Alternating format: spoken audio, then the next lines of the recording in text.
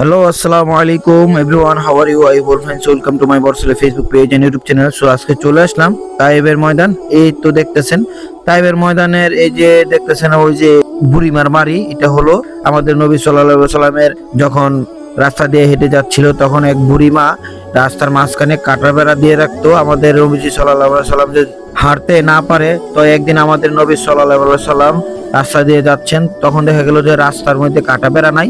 তখন ভাবলো যে রাস্তার মধ্যে কাঁটা বেড়া দেওয়া নাই কেন, তো আমাদের নবী সাল্লাল্লাহু আলাইহি সাল্লাম তখন গেল বুড়িমার বাড়িতে। ওই বুড়িমাকে দেখলো যে বুড়িমা অসুস্থ, তো আমাদের নবী সাল্লাল্লাহু আলাইহি সাল্লাম এই বুড়িমার সেবা যত্ন করে বুড়িমাকে সুস্থ করে তারপরে আমাদের নবী সাল্লাল্লাহু আলাইহি সাল্লামের আচার ব্যবহার দেখে আমাদের নবী সাল্লাল্লাহু আলাইহি সাল্লামের কাছে এসে কালেমা পড়ে ইসলাম গ্রহণ করেন। আলহামদুলিল্লাহ। এই তায়েবের ময়দানে অনেক ঘটনা ঘটেছিল। আমাদের নবী সাল্লাল্লাহু আলাইহি সাল্লাম যখন তায়েবের ময়দানে আসছিল সবাইকে দাওয়াত দেওয়ার জন্য, জাহান্নাম থেকে বাঁচানোর জন্য, আমাদের নবী যখন আসছিল আমাদের নবীজিকে পাথর মেরে তাড়িয়ে দিয়েছিল বাচ্চারা। তখন জিবরাইল আলাইহিস সালাম বলেছিলেন, হে নবী, আপনি শুধু বলেন, আপনি একবার শুধু বলেন, এই তায়েবের ময়দানের মানুষকে আমি উহুদ পাহাড় উল্টো করে তায়েবের ময়দান মানুষদেরকে আযাব দিয়ে ধ্বংস করে দিব।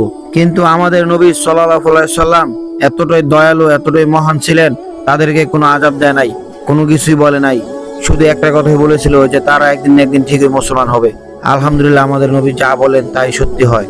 এই তায়েবের ময়দানে শুধু পাহাড় আর পাহাড়, এত বড় বড় উঁচু উঁচু পাহাড় দেখে আমি তো অবাক হয়ে গেছি। এত বড় বড় পাহাড়, সবচেয়ে বেশি তায়েবের ময়দানে পাহাড় আমার কাছে লাগে। কিন্তু আবারও শুনছি যে জিন পাহাড়ে আমরা এখন যাব, জিন পাহাড় থেকে তারপর কোথায় যায় জানি না।